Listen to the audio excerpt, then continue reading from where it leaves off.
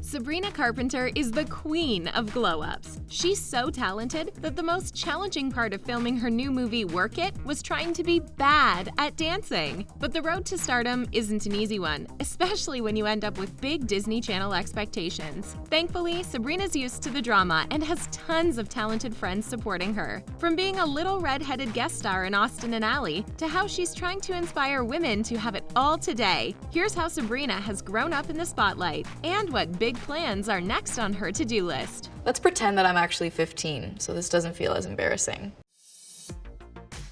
It seems like only yesterday we were watching little Lucy Gluckman stun on Austin and Ally, and now Sabrina has grown into a full-blown Disney Channel icon. She started performing when she was only 11, but now Sabrina Carpenter is 21 years old and ready to put her Disney days behind her, even though she'll always have love for her Disney Channel roots, and we'll always be up for a Girl Meets World marathon. But being a Disney star comes with a lot of expectations, and Sabrina is still trying as an adult to finally shake them off. So let's have a look at what her career's been like so far. Sabrina grew up in Pennsylvania, dancing 5 or 6 times a week. She was always a performer and an incredibly hard worker, landing her first Disney Channel role in 2011 on Austin and Ally as Lucy Gluckman in the episode Moon Weeks and Mentors. Just a year later, she landed a voice credit on Phineas and Ferb. And then by 2014, it was official. Sabrina would star as Maya Hart in a major Disney Channel spin-off, Girl Meets World. Remember how we all freaked out because Boy Meets World was finally getting a female-centric redo? Well, Sabrina was busy being both excited and terrified by her first real shot in the spotlight. It was actually Hannah Montana that inspired Sabrina to chase her dreams and give her the confidence to become a multi-talented performer. In an interview with In the Know's Gibson Johns, she talked about how she was only 6 years old and watching the pilot episode, and that's when her dreams really started to become clear. Like Hannah, and most of us obsessed with the show, Sabrina wanted to sing, dance, and act. She also daydreamed about wearing all of Hannah and Miley's crazy colorful costumes, which is something we definitely have in common. Sabrina went on to say that she gets jealous when she watches people act in movies or perform because she wants to be the one on the stage. She really was born for the spotlight. But even though she knew she was great, Sabrina had no idea what was coming her way. She even got to star in her own Disney Channel original movie, Adventures in Babysitting, joining the ranks of other DCOM stars like Demi Lovato and Selena Gomez. But as she got older, Sabrina decided it was finally time to put the Disney days behind her, though she did tell Teen Vogue that she enjoyed coming into herself while playing a character that was also growing up. Plus, we got to see her grow up alongside us. Imagine how different our childhoods would have been without Sabrina on our TVs. Nowadays, Sabrina refers to Disney as the D word. She doesn't enjoy rewatching her old shows, especially Girl Meets World, but only because she doesn't always feel like it reflects who she is as a person now. Plus, it's strange to see your younger, more awkward self dressed in crazy outfits and doing eccentric things on screen. Would you really want to watch your middle school self try to tackle fame and do televised interviews? Yeah, didn't think so. Now Sabrina's moved on to another major television and film company that's giving her more freedom to be who she wants to be.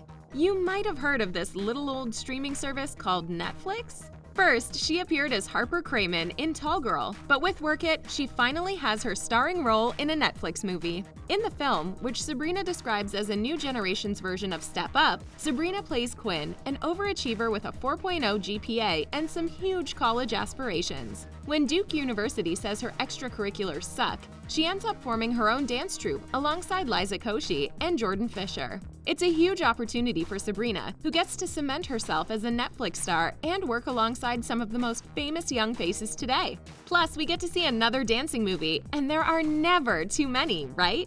Dancing was the biggest challenge for Sabrina while filming, but not in the way you might think. It was challenging for her to have to be bad at dancing. She told Cosmo that dancing badly might be harder than dancing well. We don't know about you, but being bad at dancing would have come completely naturally to us. Thankfully, Sabrina was up for the challenge and cites Channing Tatum as one of her celeb crushes that helped inspire her to be in a dancing movie. Channing Tatum is also one of our celeb crushes, but we probably won't be getting any invitations from Netflix to star in a dance movie. Oh well. Now that she's made her journey from Disney to Netflix, Sabrina is eyeing the next big thing. She has 4 pop albums out, and even a few dramas like The Short History of the Long Road and The Hate U Give on her resume. Plus, she was a producer on Work It, making her a star who can sing, act, dance, and work behind the scenes. A true quadruple threat. But are you even surprised? However, being 21 and growing up famous isn't easy, so Sabrina has also had to weather a few storms to get as far as she has. She spoke with Elle recently about embracing being an adult and her fears. She explained that she used to be fearless at auditions when she was young, and now auditioning and getting rejected is becoming harder and harder. But she's opening up about these feelings so that young women everywhere know that self-doubt is completely normal. In the past few years, she's learned that being a Disney Channel star isn't all sunshine and rainbows. She not only had to deal with huge fame at a young age, but she also lost her good friend Cameron Boyce in 2019, while 2020 marked the passing of her grandfather. Now, she's struggling with being not busy enough while studios figure out what's next in an uncertain world. But doing promo for Work It in quarantine has been her saving grace, especially when it involves her awesome friends like Liza Koshy. Sabrina also turns to Jordan Fisher and Joey King for support. That's definitely a group of friends we'd love to hang out with. She told Teen Vogue that supporting your friends is a gift.